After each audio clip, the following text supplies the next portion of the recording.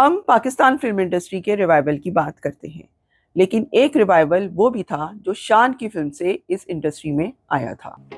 शान आज भी उसी जज्बे से फिल्में बना रहे हैं।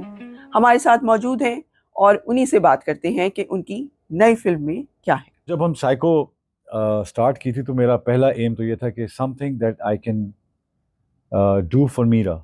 और दूसरा मुझे था कि मैं एक पाकिस्तान फिल्म इंडस्ट्री के अंदर जो इतने जॉनरास हम नहीं ट्राई करते, तो साइको मुझे लगा कि एक बहुत बड़ा गैप है जो जिसे फिल करना चाहिए। पाकिस्तानी अवाम को चॉइस मिलनी चाहिए कि वो जब भी आएँ घर से, ज़रूरी नहीं कि वो एक ही जैसी रोम कॉम या सेम चीज़ देख के जाएँ।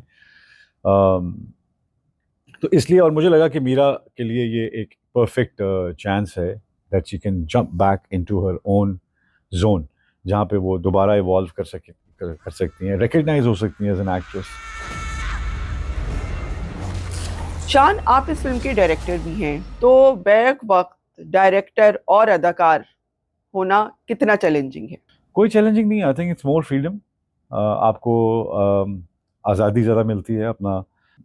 मुझे लगता है कि आई फील के काम बहुत ज़्यादा है, और मुझे ये फील होता है कि डायरेक्टर की जॉब जो है वो पाकिस्तान में बहुत ज़्यादा हार्ड वर्किंग है।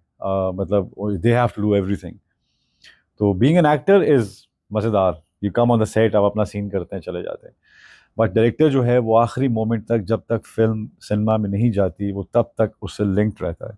सो वो वाला काम का स्ट्रेस मुझे लगता है बहुत ज़्यादा है। 90 की दिहाई में जब आपने काम शुरू किया फिल्मों में और अब, आप फिल्म मेकिंग में कितना फर्क देखते हैं? मुझे फील होता है कि टेक्नोलॉजी से, चीज़ों से, हम इनोवेशन से, एआई से, वीएफएक्स से, और जो कुछ करना चाहें हम कर सकते हैं, लेकिन कहानी, जहाँ तक कहानी का ताल्लुक है, वो आज भी उन्हीं बेसिक प्रिंसिपल्स के ऊपर खड़ी हुई है। दुनिया भर में फिल्म सेंसर बोर्ड से निकलकर सर्टिफिकेशन की तरफ जा चुकी है, लेकिन हम आज भी सेंसर बोर्ड में फंसे हुए हैं। देखिए, मुझे लगता है कि रेटिंग जो है वो बहुत एजुकेटेड एक सोसाइटी के लिए बनी है, जहाँ पे लोग जो हैं वो इतना इवॉल्व कर चुके हैं कि वो हर किस्म की आवाज़ को देखना चाहते हैं या सुनना चाहते हैं। फ्रीडम ऑफ चॉइस वहाँ पे मिल रही है। सो मुझे लगता है कि अभी फ्रीडम ऑफ चॉइस पाकिस्तान में सिर्फ फिल्मों में नहीं, बाकी जगहों पर भी बहुत कम है। तो अभी आहिस्ता आहिस्ता जो हमारा एक सर्कल है, शायद आगे जाके हम इतना इवॉल्व हो जाएं कि हम अगर कोई ऐसी फिल्म बनाते हैं जो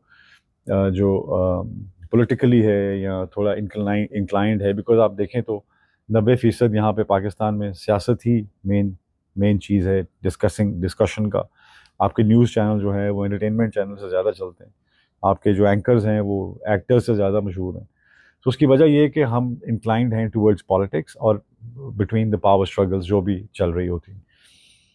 तो अगर हम उस तरह का कोई सब्जेक्ट बनाना चाहते हैं या उस तरह की कोई चीज़ करना चाहते हैं, तो वहाँ पे सेंसर बोर्ड जो है वो बहुत ज़रूरी होता है। इसलिए कि हमें अभी उस लेवल तक फ्रीडम नहीं है जहाँ हम सोचें कि हम ये भी कर सकते हैं, ये भी कर सकते हैं। There are too many stake holders involve.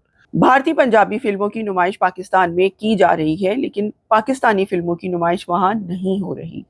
आप इस बारे में क्या कहेंगे? हो या ना हो, ये बात की बात है। पहली बात ये है कि इंडिया और पाकिस्तान का एक रिश्ता जो है वो एक पॉलिटिकल बेस्ड रिश्ता है। हमारी जो हिस्ट्री है, हम उनसे अलहदा हुए हैं, पार्टीशन है, चीज़ें हैं, आगे पूरा एक एक दुनिया है।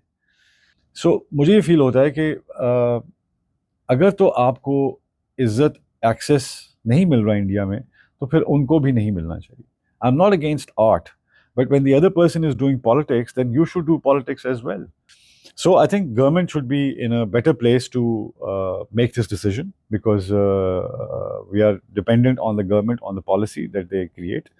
और इस पॉलिसी पे ज़रूर काम होना चाहिए। मैं ये नहीं कहता कि वो नहीं आनी चाहिए, मैं कहता हूँ कि ये हमारी जानी चाहिए। अगर उनकी आ रही तो हमारी भी जानी चाहिए।